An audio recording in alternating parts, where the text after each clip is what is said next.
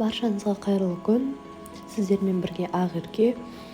Бүгін біз сіздермен үй жағдайында фастфуд тағамдарын дайындайтын боламыз. Яғни бургер жасайтын боламыз. Менің каналыма тіркеліп, лайк басып, комментарий жазуды ұмытпаңыздар. Ең алдымен керекті заттарымызды осылай қойып аламыз. Мен барлық керекті заттардың граммен, мөлшермен барлығын описанияға қалдыратын боламын. Дәл видеодағындай фаршымызды дайындап аламыз. Қара бұрышымыз салып, жұмыртқамыз салып, және де етіміз қуырылған кезде, піскен кезде жан-жаққа шашып, үзіліп кетпес үшін ішіне кішкене ұн салатын боламыз. Барлығын жақсылап араластырып, кәдімгі котлет сияқты қылып домалақ жасаймыз. Қолымыздың көлемімен.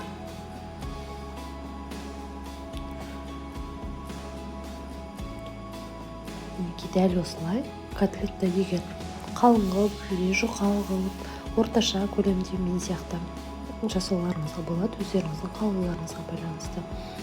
Бір рет осылай ұнға ары-бері екі шетін араластырып аламыз да, қызып тұрған майға қуырамыз. Бетін осылай жауып қоямыз. 10 минуттай бір жағын қуырамыз, одан кейін екінші жағын қуырамыз.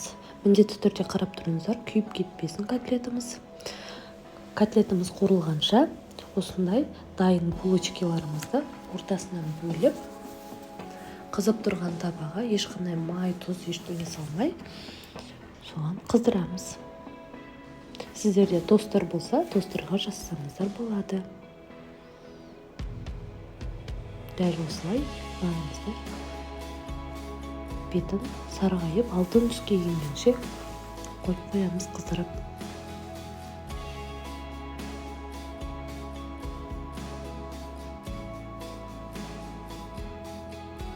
Бес минуттай тұрады. Одан кейін қызғаннан кейін тестамызды аламыз. Нанымызды көріп тұрғандарыңыздай алтын түске еніп әдемі болып шықты. Енді үстіне кетчуп майонезімізді жағып, осылай бір келкі жағып шығамыз. Үстіне салат жапырағын, жаңағы дайын болған піскен котлетімізді, үстіне сырымызды салып, огурцы, помидорымызды қойып дайындаймыз. Мінекей дайын болды.